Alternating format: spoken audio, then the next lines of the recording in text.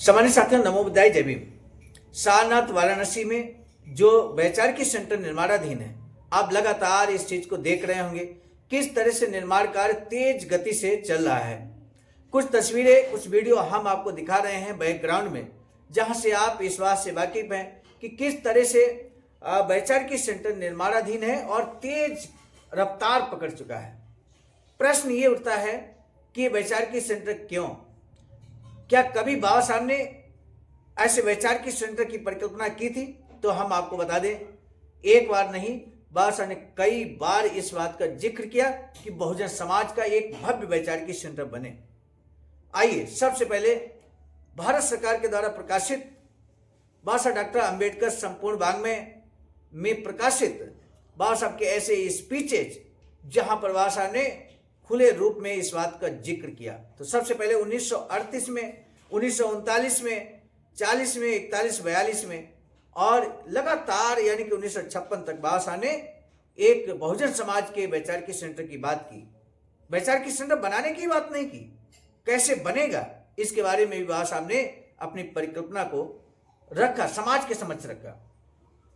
तब बाबा साहब कहते हैं 18 जून 1939 को परेल मुंबई के आर.एम. भट्ट हाई स्कूल के हाल मुंबई में इमारत फंड बाबा साहब ने बनाया था।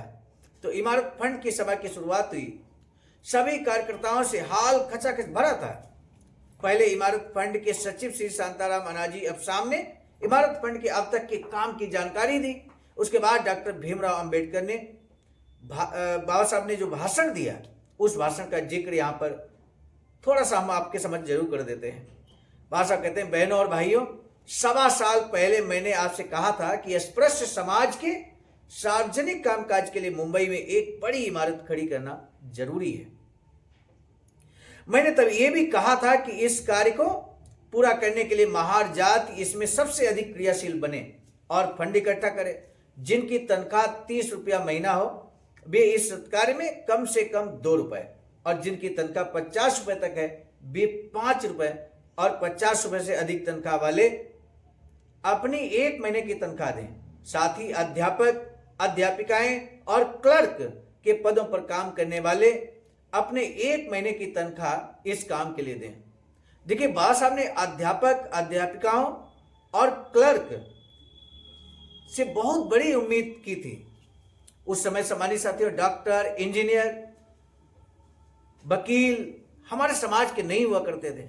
आप सोच कर देखिए, बाबा साहब ने जब अध्यापक, अध्यापिकाओं से 1 महीने की तनख्वाह का यहाँ पर जिक्र किया है, यानी कि आश्वासन चाहा है अध्यापक, अध्यापिकाओं, क्लर्क से, तो सोचिए उस समय अगर डॉक्टर, इंजीनियर, प्रोफेसर होते तो बाबा साहब से उनसे किस तरह से उम्मीद करते। वर्तमान में तो है, वर्तमान में प्रोफेसर, इंजीनियर, आईएएस, पीसीएस, राजनीतिज्ञ, तो साथियों आप अंदाजा लगा सकते हैं, कम से कम बाबा साहब पूरे यूं कहें कि पूरे साल की 50% डिमांड कर सकते थे। बाबा साहब का एक मनोबल था इस बात का कि हम जो कार्य कर रहे हैं वो समाज के लिए कितना दूरदर्शी है। सोचिए, आज अगर हमारा वैचारिक सेंटर बन गया होता तो हम निश्चित तौर पर हमारा समाज बहुत प्रगति कर चुका होता। और इस बात को कुछ लोगों ने महसूस किया और उन्होंने नागपुर में अपना सेंटर बनाया। और उन्होंने सेंटर बनाया तो आज आप देख सकते हैं, चाहे राजनीतिक रूप से, आर्थिक रूप से या सामाजिक रूप से तो ऑलरेडी वो थे, लेकिन राजनीतिक और आर्थिक रूप से भी उन्होंने कामयाबी को हासिल किया है। 50% से ज्यादा प्रदेशों में शासन सत्ता स्थापित की है। तो बाबा साहब इतने दूरदर्शी थे मेरे साथियों। बाबा साहब की दूरदर्शिता को निश्चित तौर पर हमें सैल्यूट करना चाहिए। तब अध्यापक, अध्यापिकाओं और क्लर्क के पदों पर काम करने वाले लोगों के लिए बाबा साहब ने कहा कि कम से कम 1 महीने की तनख्वाह देनी है। आज जो सारनाथ वाराणसी में वैचारिक सेंटर बन रहा है, निश्चित तौर पर यह वैचारिक सेंटर तो बनेगा, लेकिन मेरे साथियों बहुत ज्यादा इसमें पैसे की आवश्यकता है। और यहाँ पर लगातार जो निर्माण समिति है, निर्माण समिति के सम्मानित पदाधिकारीगण हैं, मिशन नायक बुद्धमित्र मुसाफिर सर राष्ट्रीय अध्यक्ष आवाज का नई दिल्ली के नेतृत्व में, साथ ही साथ आदरणीय अशोक कुमार प्रबुद्ध जी जो कि प्रदेश अध्यक्ष आवाज का उत्तर प्रदेश हैं, राष्ट्रीय उपाध्यक्ष आवाज का नई दिल्ली, और निर्माण समिति के समस्त पदाधिकारीगण साथीगण। इस तरह की उम्मीद वर्तमान में खासकर जो साथी नौकरी पेशा में हैं, उन सभी साथियों से बड़ी उम्मीद है कि वो इस बार साहब के अधूरे सपने को पूरा करने के लिए अपना जी जान लगा देंगे। और यही उम्मीद में उन्होंने